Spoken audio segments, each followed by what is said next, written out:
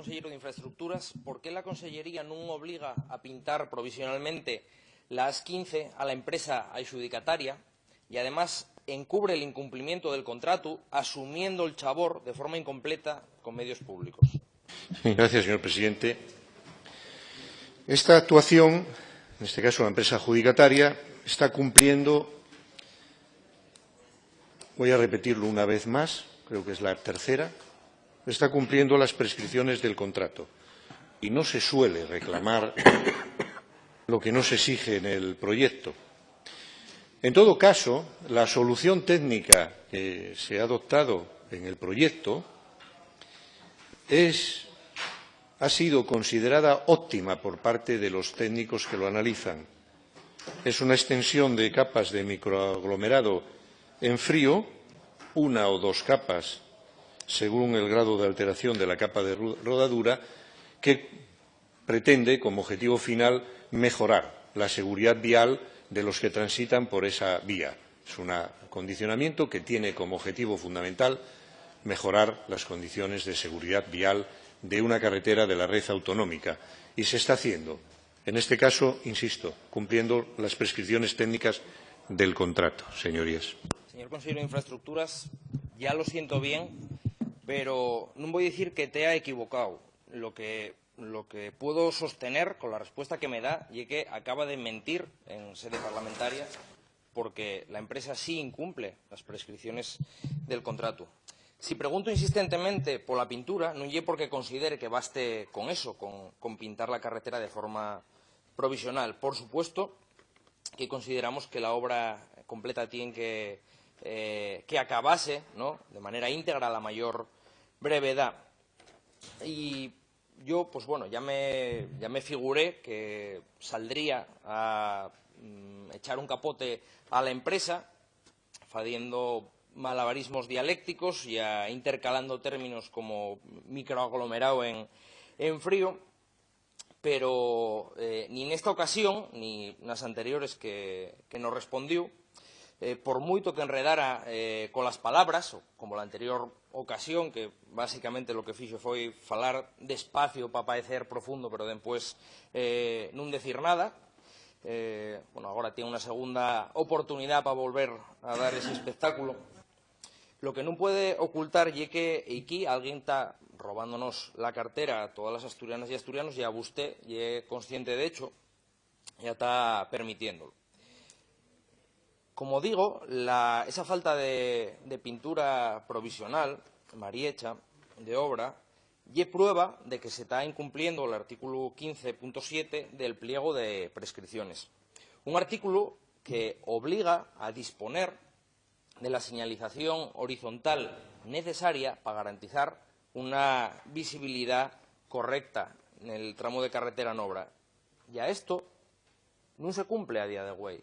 Ya llevan sin cumplirse los 6 meses chargos que llevan obras la carretera.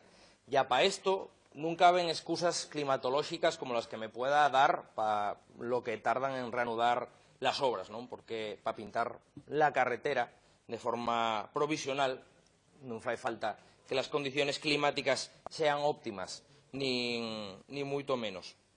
Con lo cual, solo con esto que estoy planteando, ya hay motivo para llamar al orden a la empresa, no solo para que la pinte, por supuesto, también para que acabe.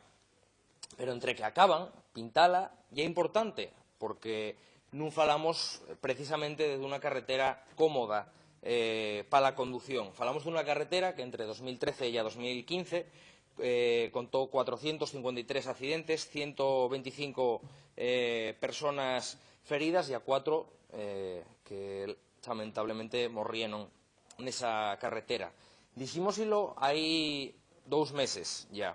Ya usted, en vez de moverse, lo que fixo foi esperar a que se moviera la Tierra alrededor del Sol para ver si al aumentar las horas de chuz del día, pues pensaba que no nos íbamos a dar cuenta, ¿no?, que no estaba haciendo nada.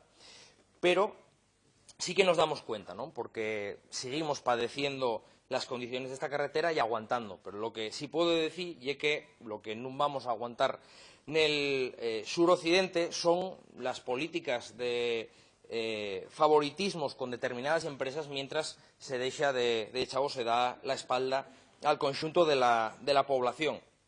Yo no sé si piensan que esas campañas de publicidad institucional pagadas inmoralmente con el dinero de todas las asturianas, los periódicos asturianos sobre el plan del suroccidente, piensan que van a tener algún efecto, pero si siguen no material dándonos la espalda a la gente del suroccidente cada día, por mucha publicidad institucional que paguen, llévanlo claro para seguir al frente de Asturias.